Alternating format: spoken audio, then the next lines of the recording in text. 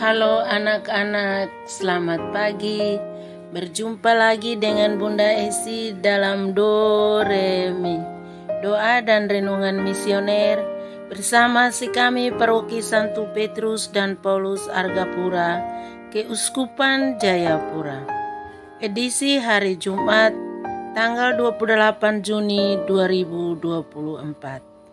Merupakan pekan biasa yang ke-12.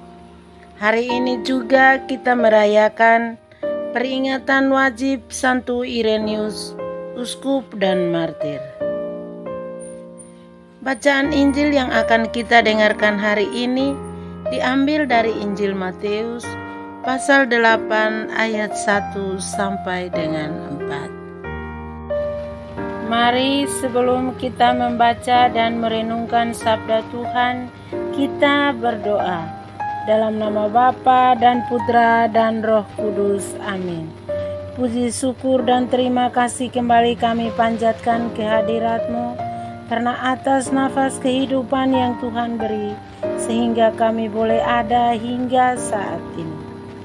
Terima kasih juga karena Engkau telah menjaga kami di saat kami tidur maupun bangun, sehingga kami boleh menikmati udara segar dan sejuk di pagi ini. Bapa yang Maha Baik, sebentar lagi kami akan membaca dan merenungkan sabda-Mu.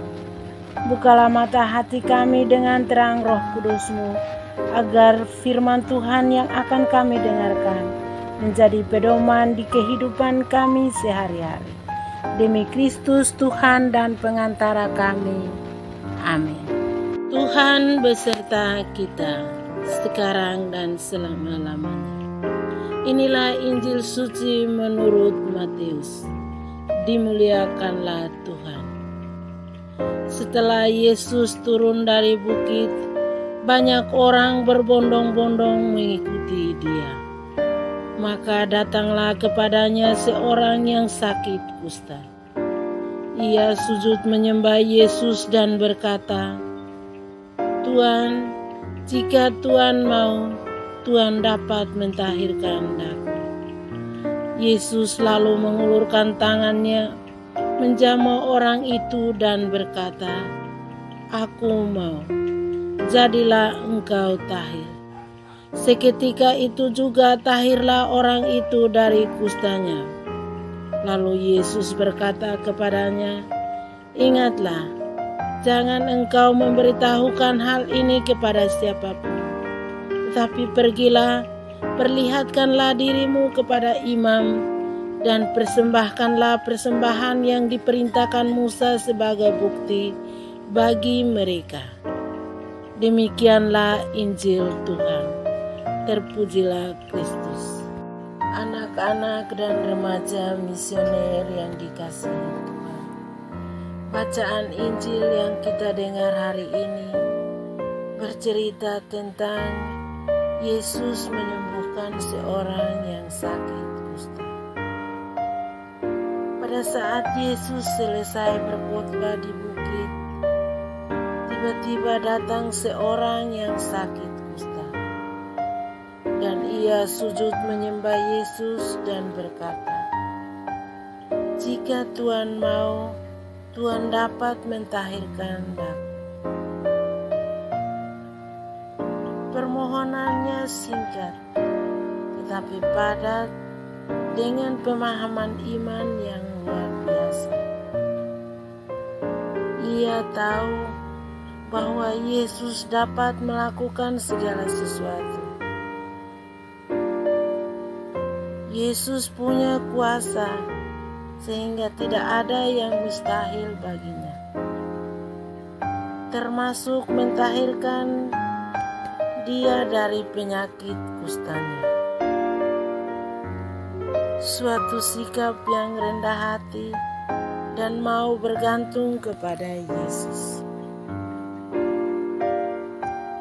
Betapa ajaib dan luar biasanya Tuhan kita, yang ikut merasakan penderitaan kita. Dia turut terlibat dan ambil bagian dalam kesulitan kita, dan memberi jalan keluar yang terbaik dalam kesulitan kita.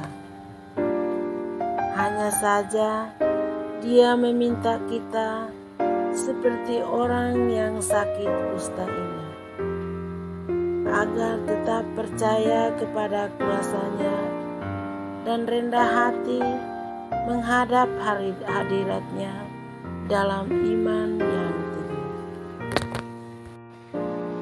Anak-anak dan remaja misioner yang dikasihi Tuhan, terkadang kita pun pasti merasakan hal yang sama seperti si kusta ini, mengalami masa-masa sulit, putus asa, sakit yang tidak kunjung sembuh, walaupun kita sudah berobat ke dokter.